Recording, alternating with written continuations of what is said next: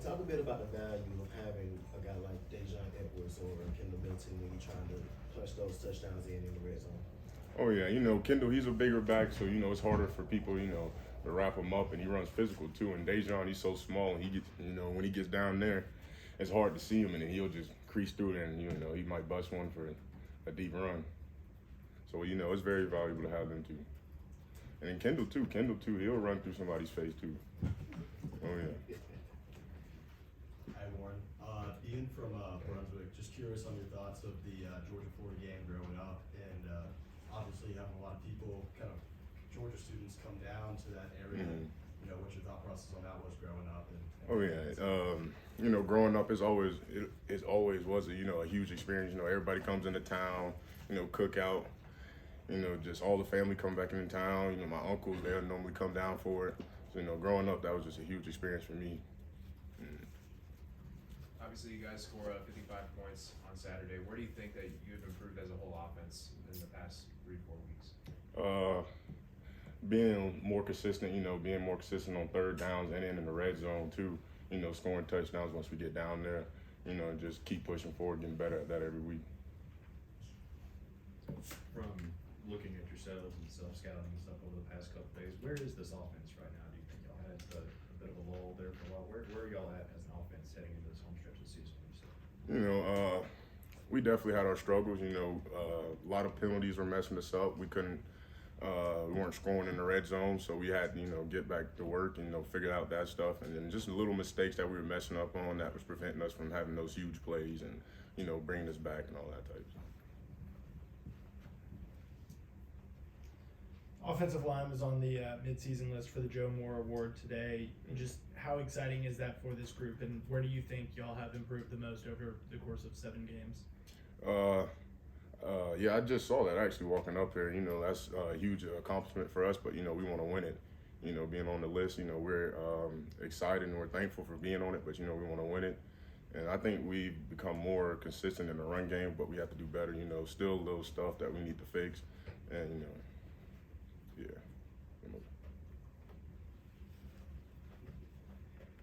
So can you talk about how much of a weapon it is to have two backs like Milton and McIntosh that have they obviously can do both in the run and the passing game, but having McIntosh in the passing game and having Milton as a threat in the run game, how much of a weapon that is to have for Georgia offense? Oh yeah, it definitely spreads the defense out too. Because you may put Kenny out there, and that drags the linebacker out, and so now he's one-on-one with Kenny. So we really like that, and then we will have Kendall may fake it out there and run it right up the middle with Kendall. So it's a huge value. You keep mentioning like little things that are holding y'all back. Is that execution little things? Is it lack of focus stuff like penalties? Like what are the little things you've seen and then y'all are really focused on improving? Definitely penalties, and then technique stuff. Not taking the right step. Not having your hand where you need it, not having the correct hat placement, stuff like that, prevents us from, having big runs. Nolan, who we're going to hear from in a minute, from Savannah, makes big plays in this game last year. Can you tell that the Georgia-Florida game maybe means a little bit more to him, or he's maybe a little bit more amped up going into this game, given he's from that area and what he's done in the past for this team in that game? Oh yeah, last year he had a great game. I think he had a strip fumble, and then he didn't catch the pick, but he tipped it, right? The Trayvon. No, Trayvon picked it, and I think he tipped it. Tipped it, and Trayvon, and he picked it. Oh yeah, but Nolan, he plays like that every game. He's always amped up. He's always ready to play. As soon as we get in the locker room, he's talking, he's making sure everybody's locked in, and we're all ready to go. Warren, as an offensive lineman, how valuable is a bye week as far as just wear and tear and trying to get through an entire SEC slate as an offensive lineman? Oh yeah, it's definitely. We love it, even though we're still going to come in this week and try to get better, work on the things we need to. But, definitely not having a game this week helps us, get back in the recovery room, getting a little aches and stuff back normal. Can you talk a bit about where you've seen Stetson grow from last year to this year? And obviously you guys go to a lot of the passing game now. What kind of allowed him to grow from where you stood on the field? I think just being more vocal. This year he's been way more vocal than he was last year. He's making sure everybody getting in the right spots. And in that practice, he's just picking us up, making sure everybody's ready to go. Do you find it valuable to go over some teams during this open week that you're going to face later in the season in terms of learning some of the concepts or some of the schemes? Do you recall when those games come up later? Wait, what'd you say? Can you repeat that for me? Kirby said that you guys are kind of touching on some of the opponents that you'll face the next 5 games. You know, do you remember that as those game weeks come up in terms of the concepts or schemes that you learned? Is it valuable to learn? Oh yeah, you know, we started a little bit from each team, you know, and when that week comes up, you know, you'll remember it. It'll click for you once we get out there and we start doing the rest. It'll click for you, like, oh yeah, we did this during the bye week. So yeah, it definitely helps.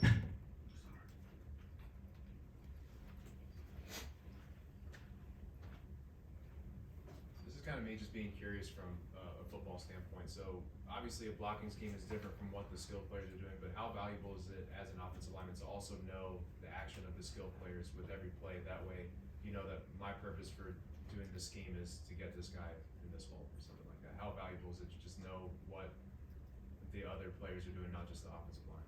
Oh yeah, you know, it's definitely valuable. You know, you look at Marcus Rosen, you know, most of our big plays, you know, he's out there blocking on the perimeter too. You know, he's helping us block on the perimeter so we can bust those, you know, outside zones. When they have to bounce out, he's out there blocking. So, you know, he helps us, you know, have big runs too. So. Warren, how different does a bye week look for a player? And, you know, does it allow you to do anything interesting outside of football, or is it still kind of a regimented kind of week? Yeah, it's still the same. You know, the only thing, I'll probably go home this weekend, see the family, relax, watch a little football. But, you know, during the week, we're still grinding, we're working. All right. Thank you all. Thank you.